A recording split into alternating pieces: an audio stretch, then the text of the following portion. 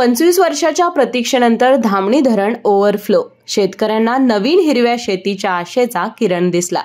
सन 2000 साली धामणी मध्यम प्रकल्पाच्या कामाला सुरुवात झाली।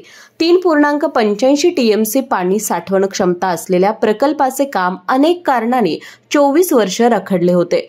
दरम्यानच्या काळात प्रकल्प कामाला गती देण्यासाठी आमदार विनय कोरे, माजी आमदार संपतराव पवार पाटील, दिवंगत आमदार PN पाटील, आमदार सतेज पाटील, करवीरचे आमदार चंद्रदीप नरके यांनी प्रयत्न केले, तर मंत्री प्रकाश आबिटकर यांनी प्रकल्पात पाणी अडवायचंच म्हणून विशेष प्रयत्न केले। सर्वच प्रयत्नांना शासन स्तरावरही सकारात्मक प्रतिसाद मिळत गेल्यानं प्रकल्पाच्या कामानं गती घेतली। यावर्षी धामणी धरणाच्या प्रथम टप्प्यातील पाणीसाठ्याच्या अनुषंगानं 1.29 TMC पाणीसाठा पूर्ण झाला।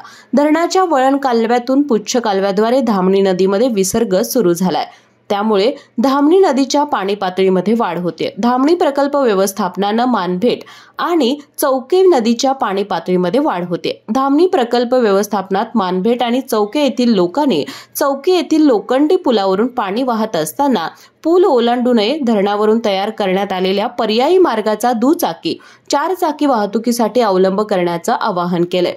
यावर्षी प्रथमच धामणी प्रकल्प ओव्हरफ्लो झाल्यानं धामणी खोऱ्यातील शेतकरी आनंदित झालाय। गेले अनेक वर्ष धामणी नदीमध्ये मातीचे बंधारे घालून नदीमध्ये खड्डे खोदून पाणी शोधणाऱ्या इथल्या शेतकऱ्यांना हा प्रकल्प ओव्हरफ्लो झाल्यानं नवीन हिरव्या शेतीच्या आशेचा किरण दिसलाय।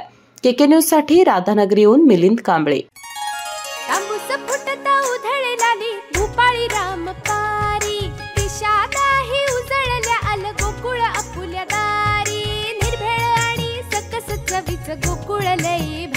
गोकुळची दर्जेदार दुग्ध उत्पादने।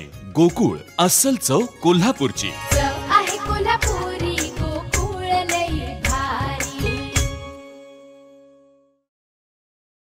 अशाच नवनवीन अपडेट पाहण्यासाठी आमच्या कोल्हापुरी कारभार म्हणजेच KK न्यूज चॅनेलला सबस्क्राईब करा।